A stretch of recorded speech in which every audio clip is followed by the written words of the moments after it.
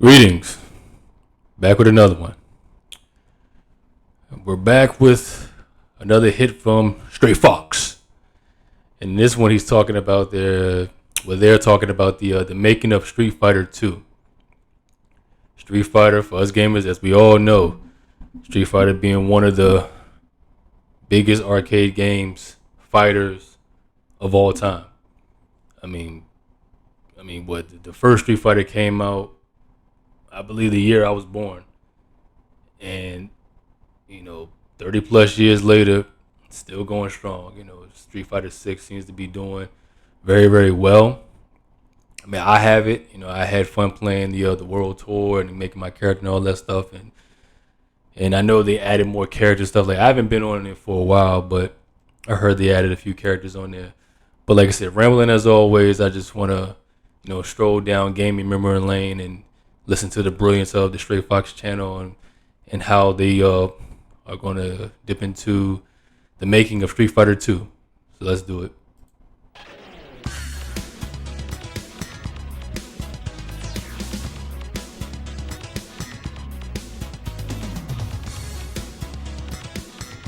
The arcade fever of the 70s opened up new opportunities for companies who were already active in the coin-op business. Sega, Namco, Taito, Konami, and Midway embraced it and made their name in this new field.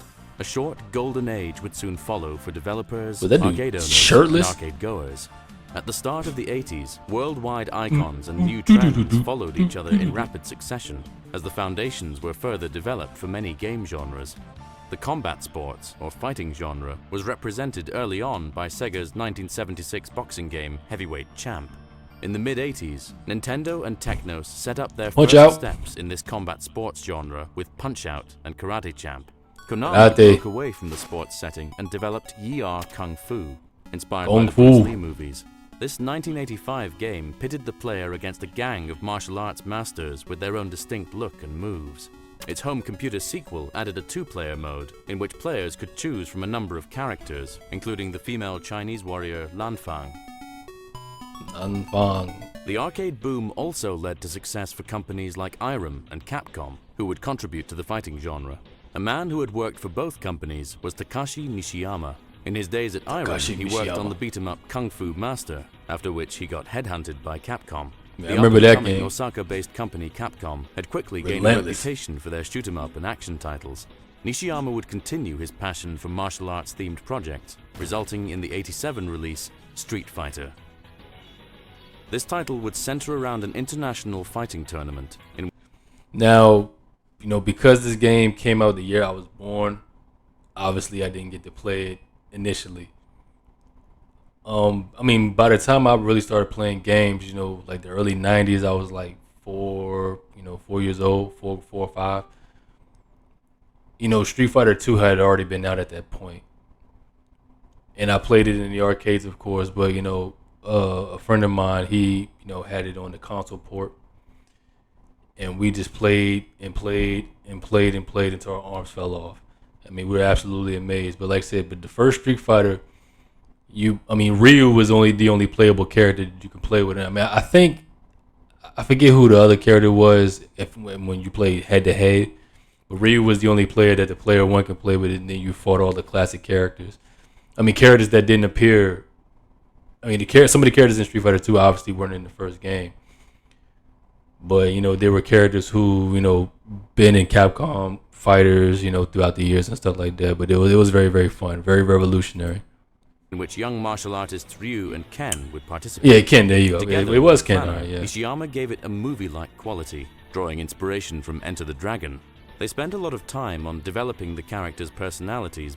I'm telling you, man, a lot of these martial arts fighting games, man, it just, those kung fu movies from the 70s, like Enter the Dragon, a lot of them, Bloodsport in, the 80s, a lot of those classic, martial arts films inspired a lot of these, gaming developers back then. Beyond what was present inside the game. Meanwhile, the arcade industry had become a highly competitive market. The large number of new arcade machines. I wish Street Fighter kept that, but Mortal Kombat took it over with the Test Your Might stuff. Arcades, malls, or cafeteria, competing not only with new, but also the proven and still successful machines from previous years. The game designers therefore had to be inventive to catch the eye of players and arcade owners. The Street Fighter team added pressure-sensitive controls in order to make it stand out. This feature ultimately caused more pain than enjoyment and was replaced by a 6-button setup. Despite its initial problems and rushed development schedule, Street Fighter became a decent hit and would advance the genre with additionals like the special command attacks. By the mid-80s, the trend had emerged of streamlining development and manufacturing with standardized arcade hardware that could be used on multiple games. Companies were often designing their own in-house systems, often with similar components.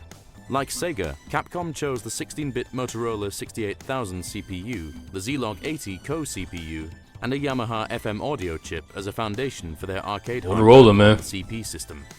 This was a 3-board setup, with board A including the main. I didn't even know they was using components Motorola similar to the game parts. console. The B stored the game data and thus acted like a game cartridge, while the C board could hold future extensions. The innovative shooter Forgotten Worlds would be Capcom's first title developed for the CP system. Capcom had 3 development teams at the time. The 2 ex-Konami employees, Fujiwara and Those and Okamoto, ghouls. managed the first and third development teams respectively, while the second team was headed by Nishiyama, who directed Street Fighter. Forgotten Worlds would fall under Okamoto's team. He asked Okamoto. 2 young game designers to further develop his ideas. They added concepts like the roll switch to have full control over the character's aim. Being the first game developed for the CP system came with its challenges. The long development process and the large amount of memory the game required contributed to its financial failure. Nevertheless, it was the start of an important partnership between the 2 young game designers, Akira Nishitani, a game planner Pourcent, and the illustrator Akira Yasuda. The arcade And of course, the Hadouken, the Wave Fist, has got to be the most iconic special move in fighting game history. It has got to be the most memorable. I mean, when I was in school, the early years, elementary school, and I mean, mostly the boys, all the boys was doing it. You know, just shouting out Hadouken and Soryuken, and of course, back in the day, we didn't understand what the hell they were saying. I mean, actually, we thought, a lot of us Americans, we thought they were saying Oryuken and Hadouken and all that stuff, and Tatsumaku, we didn't know, couldn't even understand that. So we were just yelling out all of these, these special moves, man, and it is such an iconic, special maneuver, man. It just is. I can't think of another special move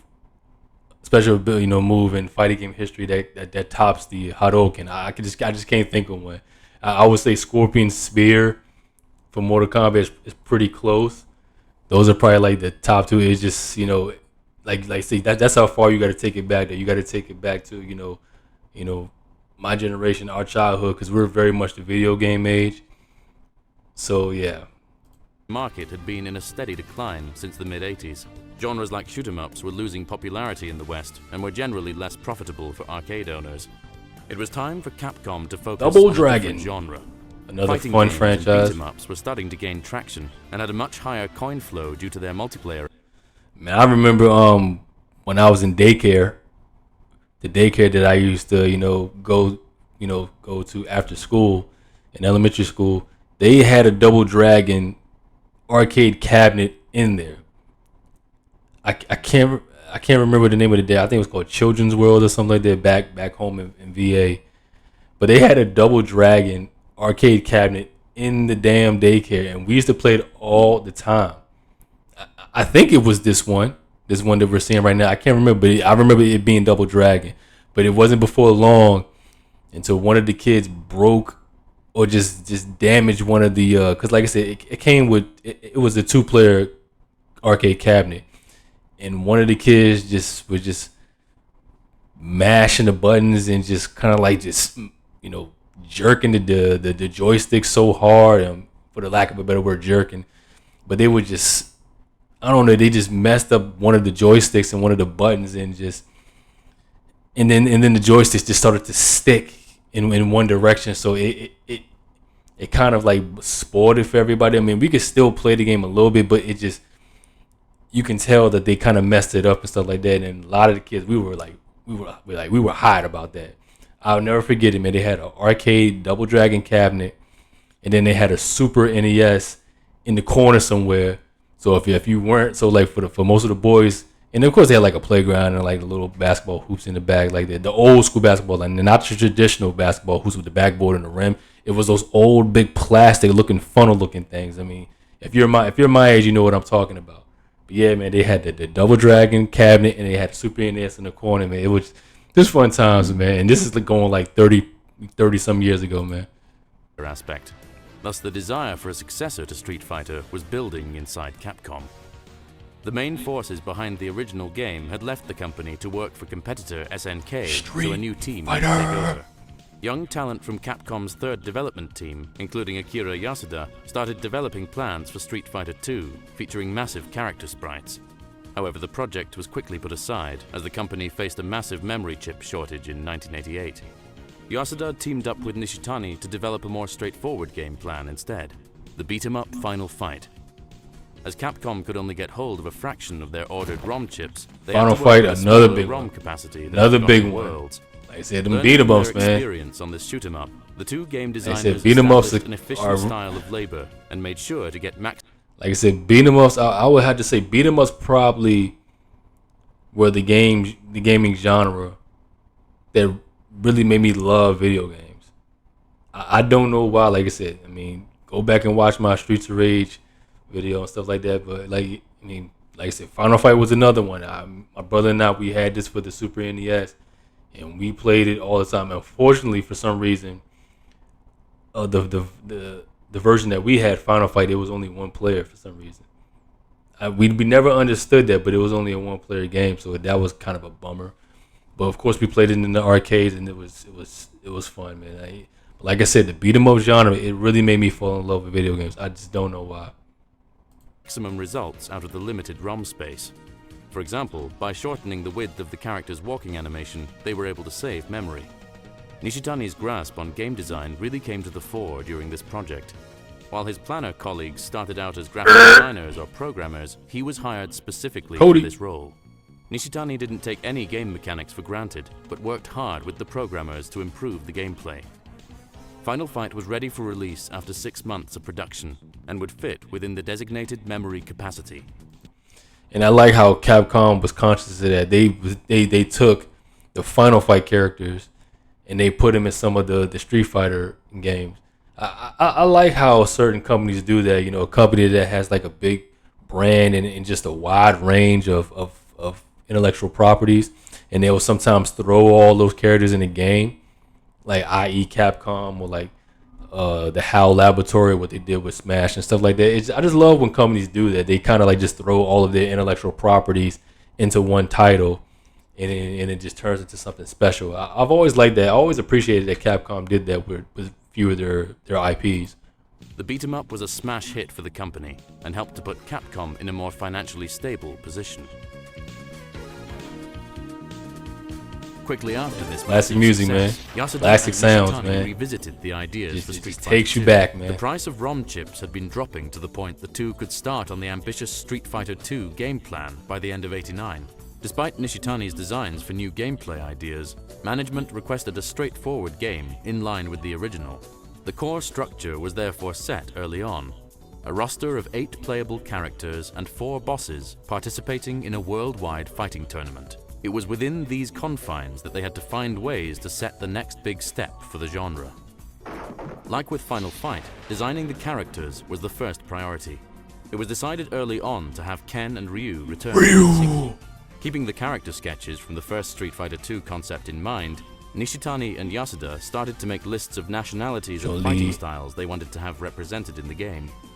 Their philosophy was to play with stereotypes, but make them over the top in a way that would be talked about and greatly contrasting. Under the direction of Yasuda, a small group of lead character designers would start to flesh out his rough sketches and notes over the span of several months. The conceptualized ninja was assigned the Spanish nationality, which gave its designer a healthy challenge.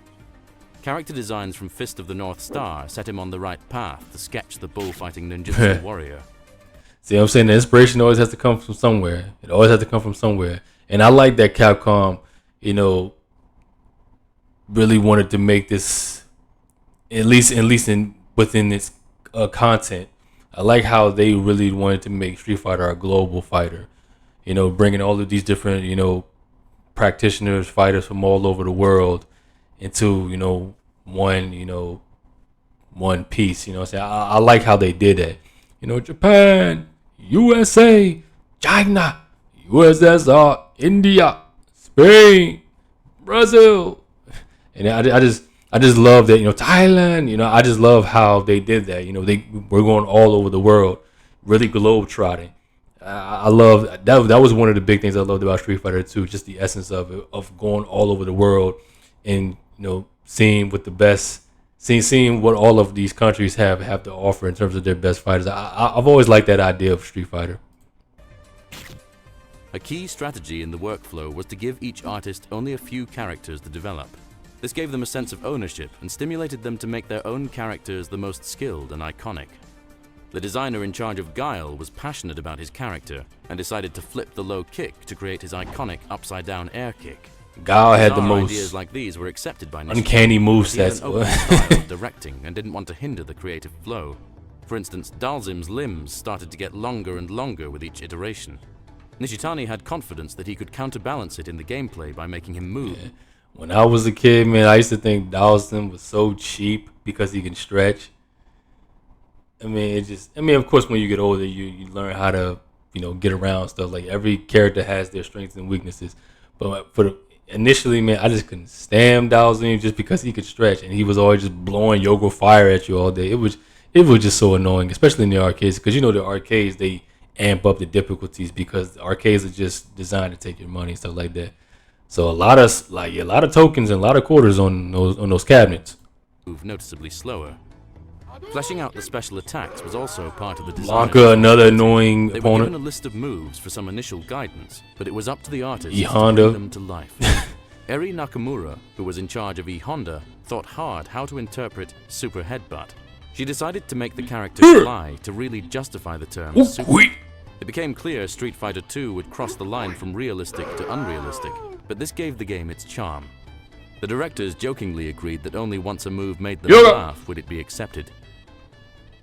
The project was assigned 48 megabits of memory, a tenfold of most console games at the time, and also exponentially more than Final Fight. This allowed for more fluid animations in combination with large character sprites, but even with such a huge capacity, the need to keep track of the data was a necessity. As was the norm back in the day, they used custom sheets called ROM boards. Each sheet visually represented the amount of space for graphics on a single ROM bank, and allowed them to align all artwork in a way that would... See what I'm saying? Like doing all this stuff by hand, and you have to draw the stuff and all of the different, movements and still shots that they have to do. Just the amount of work that they had to put into this stuff, man. I couldn't imagine just the long hours, the long nights that they had to do all this stuff. But like I said, when you're passionate about stuff like this, I can guarantee it wasn't like a job for them. It didn't seem like a job for them. I know they was having fun, even though they were working hard on it. And just like Stray Fox said, different developers had their own assignments. They had their own characters that they were working on and stuff like that, which is pretty cool. It wasn't just one guy, doing everything. They all had their separate, every developers, they would assign different characters, which is pretty cool. Because I would have loved to have been a part of that. Just come up with your own idea and where the characters are going to be from, what their fighting styles are going to be like, how they're going to look, with their move sets and stuff like that. That would be a dream, would be most effective. Nevertheless, characters would start to slowly surpass their designated memory once in production. Yasuda had his hands full with directing Always got to consider that memory. his own artwork while also being put on other projects. When his colleagues couldn't find him working at his desk, chances are he was sleeping underneath one to record. When he finally had the time to work on his own character, Chun-Li, right at the end of the first milestone, memory space had almost... Yeah, some brothers probably just ain't go home. They probably just slept at the office. run out, forcing the crew to cut down animation frames on various characters. In contrast to other companies, the Capcom artists mainly used their keyboards to draw the pixels. Each of the 16 colors in a palette had its own assigned key, and with a bit of practice, it actually boosted production. The art package was limited to 32 by 32 pixel blocks, so the artists could only work on a portion of a character at any given time. A group of background artists Not even the started whole to work character, on the just a stage portion of art it. and were directed in a similar fashion. Artist Asai Nishitsuji was told that she could draw anything for E Honda's stage, as long as it included Mount Fuji and a sumo ring. After pitching countless drawings and Always ideas, loved that she design. presented a sumo ring inside a bathhouse. To her surprise, it was immediately accepted. Although background artist was considered to be the entry-level job inside the company, their work greatly contributed to the final feel of the game. It reminds me of that comedian, I don't know his name, but he brought up Street Fighter, and he he was like, you know, when you're playing Street Fighter, no matter what the fight, no matter who you're playing with, when you look in the background, it's always like something happening. You know, you see commerce happening in the background and stuff like that. You see one dude throwing fireballs, and you see another person choking a chicken and stuff like that. It was just a fun joke, but I like how he brought up Street Fighter. You know, I mean, you just never know who's a gamer. You just never know. And Chun-Li's stage, that was one of my favorite stages. I love that stage. They implemented a routine that would scroll horizontal lines of pixels at different speeds to simulate a 3D perspective. And pixel after pixel after pixel. The Ryu stage was pretty cool too. I like that stage. With the artwork taking shape, the tedious process of balancing and fleshing out the gameplay began for Akira Nishitani and the programmers. It was in the gameplay and controls that he saw huge potential for improvement over the original. For starters, making sure moves and animations had the correct and satisfying feeling to them was top priority. For example, the weight of characters was not only conveyed in their speed, but in their animation frames as well. This made a character like E Honda feel more heavy compared to an agile character like Chun-Li. The input for special attacks was also programmed to be less strict. Players were given a longer time window to input their commands, which made the special attacks a central part of the player's arsenal. As a side effect, it accidentally opened up the opportunity for combos. The game designer had wanted to include some sort of combo system, but the one that ended up in the final game was actually the result of the longer input window. Hitboxes were common practice to implement hit detection. Each animation frame had its own set of hitboxes. More boxes meant more CPU. I know I mentioned this in a previous video, but like when it comes to this hitbox stuff, you know, Ken had one of the funniest hitboxes because you know, when you would knock a person down and you do the Tatsumaki before they get up, they would get caught by both sides of the kick. And it just automatically would just make them groggy. I mean, they're seeing stars every time you do it. It was just hilarious. But yeah, but certain characters had insane hitboxes. Like, for example, my favorite character, Sagat. You know, he was the tallest out of a character, so his reach and his hitbox were insane. It's, you know, especially in the old games. You know, like I said, it's more manageable in the newer games, but in the old games, it was insane. CPU power required. Hitboxes would be assigned parameters for attack and damage. This made it potentially possible to implement altering damage per body part, or make characters more vulnerable during specific moves. The team tested these concepts, but abandoned them in the final build as they thought it would be too confusing for players.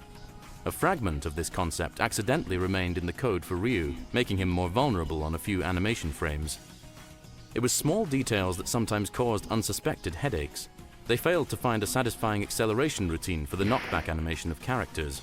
In the end, they manually plotted out the movement on graph paper and programmed them into the game as an array of position shifts. It demonstrated to what lengths they would go in setting new standards in the fighting genre.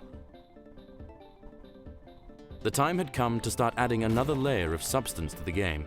Yoko Shimomura of Capcom's sound team happened to be in between projects. The Street Fighter II concept appealed to her, and she decided to join the project. Shimomura wasn't experienced in composing when she joined Capcom a few years prior and had to bluff her way in. After some stressful initial months at the company, she started to make valuable contributions to the sound team in a supportive role. Nishitani explained to her the concept of the game. Shimomura opted for a light-hearted approach, in which she would interpret how music from a specific country should feel, instead of going for a faithful representation. This would fit with... Well, I just want to give her her roses right now, because she was a part of one of the greatest gaming soundtracks ever. I mean, the Street Fighter music, especially in the early games. You know, the first, Street Fighter 3, yeah, that's a different story. But for Street Fighter 2, yeah, Street Fighter 2 was probably the most memorable for me growing up, because it kind of, like I said, I wasn't really playing games yet when the first game came out. I was really playing them when the second one came out. So it, like, just the soundtrack from 2 and Turbo and stuff like that, it was, the most memorable. I mean, that's where my memories. I mean, Street Fighter 2 is where my memories started, and just the stages and the soundtrack and stuff like that. That stuck with me. That stuck with me, and I know I'm speaking for a lot of people with that one. The overall style of the game. Composing music for a game placed in crowded There you go. arcades had its own set of challenges. Shimomura made sure the drums and sound effects had enough volume to be distinguishable in the noisy arcades. I mean, look at that reach.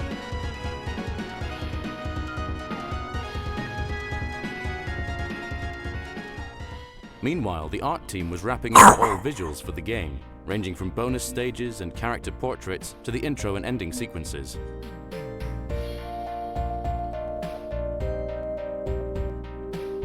Memory space continued to be a struggle. Each character had a planned entrance animation, but had to be scrapped to free up some memory, leaving only M. Bison's entrance animation. Bison. A huge differentiating factor in the game's Scissor concept kicking was all the day. focus on the two-player versus mode, a feature that had been largely underdeveloped in previous fighters and had the potential for increasing coin flow immensely. Making a fully fledged versus mode meant a ton of extra work for the team in their You already said increasing coin flow. effort to balance all the characters. Countless hours of playtesting were I think I know required, what he meant. and new Capcom members were dragged in constantly to get their fresh perspective. It was tradition to demo early builds of arcade games in select arcades for some initial feedback. Certain statistics could be stored in the memory for the developers to analyze. To their surprise, they discovered that one player had 85 consecutive wins with Zangief, which led to the decision to tone down his strength. After Hate to roughly see that 1.5 screen. years of development, the final game build was delivered, and the team held their breath and hoped the game and its two-player mode would be a success. To their shock, Japanese test audiences had largely ignored this feature, and thus earnings were lower than expected. The dev team braced themselves for a potential failure. The situation in US test locations was quite the opposite, as the game made over $1,400 in the opening week. Machines were therefore an easy sell to US distributors. The following months, machines were built and shipped to appear in arcades around the world in April of 1991. Street Fighter II: The World Warrior was And that seemed to be a repeated thing, for projects coming out of Japan, gaming projects coming out of Japan. Sometimes they take a little time for the Japanese people to catch on, and then they'll see stuff taking off here in America, and then it kind of just blows up and stuff like that. Obviously not all games in Japan do that, but it's those select few, when you gotta sometimes send your product, abroad, and then they'll take off, and then they'll, everybody else will, dive into it and stuff like that. It's very cool how stuff like that works out. You just never know who catches on. Another country, for goodness sake, man. Who would have thought that? an instant smash hit, and it wouldn't take long before Japanese audiences warmed up to the competitive versus mode as well, making it a worldwide phenomenon.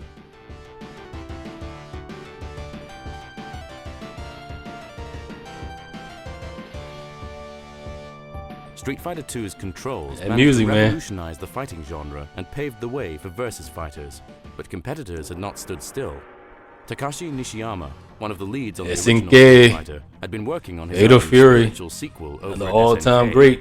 As head of development, he contributed to the initial concepts for titles like Fatal Fury, King of Fighters, and Samurai Showdown. I'm saying something. SNK, their fighting games, very, very intricate for their time, if that's the best choice of words. But like I said, when you just look at the King of Fighters franchise alone, just I can't find my tongue. Just the large amount of characters that were available to you just in that franchise alone. Everyone is unique, and just their move sets, the combos and stuff like that. King of Fighters, like I said, King of Fighters is definitely, out of all the fighters of all time, it's definitely one of my top three. It's very in depth, and just in terms of the array of characters and the move sets and how they look and stuff like that, how they play. It was just a cool concept. So like SNK, I gotta give them their flowers too, even though this is about Street Fighter. But yeah, shout out to SNK as well, man. Samurai Showdown was another great one. Fatal Fury, real bout. like I said, just the 90s, it was just such a great time for fighters. It really, really was. Showdown, and thus could continue his passion for this genre. A multitude of versus fighting games would enter the scene in rapid succession. Technical advancements made it easier for developers to realize their own vision, resulting in a wide array of graphical styles and settings. From digitized actors to stop-motion puppet animation to pre-rendered CGI characters, all the Hollywood tricks, both old and new, were used to attract players. Meanwhile, Nishitani had continued to tweak the gameplay of Street Fighter II after its release, despite the fact that there were no official plans from Capcom for a big update. It was the input from the community collected by Capcom US employee James Goddard that got the ball rolling for the game's first big revision. Demand from distributors was high enough to justify Capcom to manufacture an updated release called Champion Edition, featuring improved character balancing, mirror matches, and the 4 bosses as playable characters.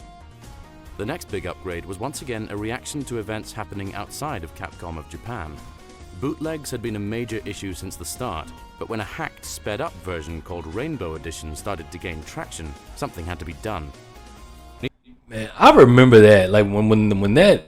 See, I never knew it was called the Rainbow Edition, but I remember somebody having that, and I thought that this was something that Capcom did, and I was like, what is going on here, man? But like, cause like they sort of, the Hadouken just going up and down, and they slide across the screen. Like, I remember the first time I saw it, I can't remember who had it, but I thought it was insane the first time I saw this. Nishitani was skeptical at first, afraid that increasing the speed would completely break his well-balanced gameplay. But once he put his mind to it, he realized it would actually work. Street Fighter II Turbo Hyper Fighting hit arcades in 1992 and would still only mark the beginning of the game's longevity. Turbo, yeah. The days of the successful Nishitani and Yasuda production team would soon come to an end. Both men were encouraged to spread their knowledge across the company, but would go their own way, while new talent would step in to lead the franchise. The impact of Street Fighter II would not be limited to the arcades. Both Nintendo and Sega pressured Capcom for a home console premiere for their machines. Old school promotion. A game of this magnitude could play an important role in the success of either the Super Nintendo or Mega Drive. Late 1991 rumors went around of a debut on Sega's Mega CD, although in reality Capcom would soon begin porting the game to the Super Nintendo. The development schedule was tight, demanding to port this 48 megabit arcade game to a 16 megabit cartridge in mere months. The resolution of Nintendo's 48 down to stepped lower 16. than Capcom's arcade board, which automatically meant less memory was required for graphic assets, but still the console team needed to cut corners. The number of animation frames were reduced, and voice samples and ending sequences were simplified. They successfully managed to downscale the game without making it impact the feel of the gameplay. The port was ready in the summer of '92 and helped to push sales of Nintendo's 16-bit console tremendously. With the output of new games for the console falling behind, it was the game Nintendo needed to go against the fierce competition of Sega that year. Selling Street Fighter II in these amounts was good business for Capcom, although the profit margins were relatively low. Capcom was a loyal partner of Nintendo in the home market, but the situation for a third party was far from ideal. The manufacturing of cartridges was all under Nintendo's control, leading to higher external cost. On top of that, the license fee further cut down the profit margins of third parties. Yeah, and this is all the stuff that, you really don't know about. I mean, like I said, props to Stray Fox for coming up with all of this, this history and knowledge about it and stuff like that. Obviously, we just want to play the games when they come out. We didn't care about licensing and, copyrights and all that stuff. But, nowadays, that's what it's all about, and just, but yeah, like that's what I'm saying. Like these companies, these studios have to have these, well, they don't have to, but a lot of them, do business with, these companies that actually publish and distribute, the product and stuff like that. And there's got to be a lot of, legality that goes into it and all that stuff. Capcom's consumer division was becoming more important to the company. Their US office had been pushing to extend their development to Nintendo's competing platforms since the late 80s. Capcom of Japan was not willing to potentially damage their strong relationship with Nintendo. They would go no further and license some of their existing arcade games to Sega, who would have to develop the ports themselves. Street Fighter II would increase the pressure on Capcom's exclusivity to Nintendo. Sega continued to push hard for a port of their arcade smash hit. It remained a delicate situation, requiring a lot of behind closed doors negotiation between the various parties. From November 92 onward, rumors of a Mega Drive release started to hit the media. In early 93, Capcom publicly announced their partnership with Sega, and a new port of their successful fighter was already on the way. Capcom didn't have a Mega Drive development team at that time, and chose to outsource development. Although that effort looked promising, Capcom was not satisfied, and decided to ditch that approach in favor of developing the game in-house. With the project already far behind schedule, it was up to Capcom's console division to deliver the port as quickly as possible. Many members who worked on the Nintendo port were involved in the project. In the fall of '93, Sega fans could finally play. I would love to have that jacket that says Capcom staff on the back. I would love to have that. Just walk around with it. Special Champion Edition. As expected, it was a big hit, but delaying the game to the fall had the unfortunate side effect of having to compete with the. That's actually, the Champion Edition. That was one thing that kind of got on my nerves, as the years going on. Street Fighter having all of these different editions, man. The Champion Edition and, I don't know, the Hot Dog Edition, the Cheeseburger Edition, the Taco Edition. Like, it's just all these different editions that, Street Fighter was kind of, it was kind of a repetitive thing that they've done after all these years. We always get like a different version of a Street Fighter, like what they call them, like vanilla and all this other stuff. That was kind of annoying because you purchase the game and then next thing you know you got to get the Ultimate Edition or the Champion Edition or the Cornbread Edition, Collard Greens Edition. It's just the fried edition. There's all these different editions, man. It was so annoying, and even to this day, I really don't take too much to it. But like I said, with the DLC and everything, the way it is now, it seems like my voice is broke right there. But it just seems like a lot of games just do that. You always got these expansions, and that just seems to be a part of, the gaming developing culture nowadays. Much talked about Mortal Kombat, and thus impacted the final sales. MK. There's no denying the impact of versus fighters on the home console market. They would not only boost console sales, but were also a center point in the much heated discussion of violence in video games. Over in the arcade scene, their arrival was more than welcome. They revitalized the arcades for the next years to come. Killer Instinct.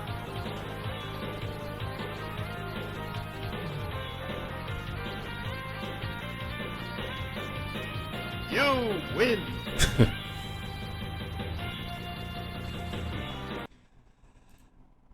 Yeah, guys, we're just gonna wrap it up right there. But yeah, man, another brilliant video by Stray Fox, and I'll be sure to put it down there so you can find their channel. But yeah, man, props to Street Fighter, man. Props to Capcom and the team for giving us a gem. 30 plus years strong, still doing it, still at the top. I don't know about the very top, but they're up there. They're up there. We still have these tournaments that people compete in, and Street Fighter is a very big IP that people still participate in these tournaments and stuff like that, and win all these these prizes, and you got a lot of bragging rights that come with them. So yeah, man, I just wanted to react to this and take a stroll down gaming memory lane and stuff like that. Street Fighter, it was a big part of my childhood. One of those big franchises that I played for hours. My brother, my cousins, we all played it. We all loved it.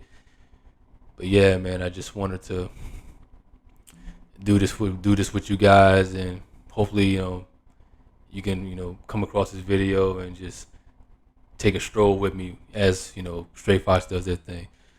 But yeah, you guys, 31 cents at it. Another one for the archives. It's your brother Bleak signing out. Until next time, everybody. Us.